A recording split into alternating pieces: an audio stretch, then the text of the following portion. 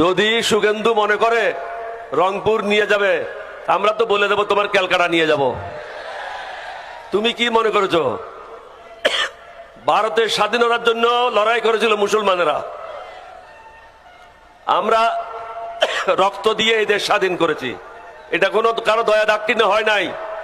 তোমরা চেয়েছিলে পাকিস্তানকে দ্বিখণ্ডিত করতে, আমরা চেয়েছিলাম স্বাধীনতা। তোমরা আমাদের সব কলকারখানার যন্ত্রপাতি তোমরা চুরি করে নিয়ে গেছো।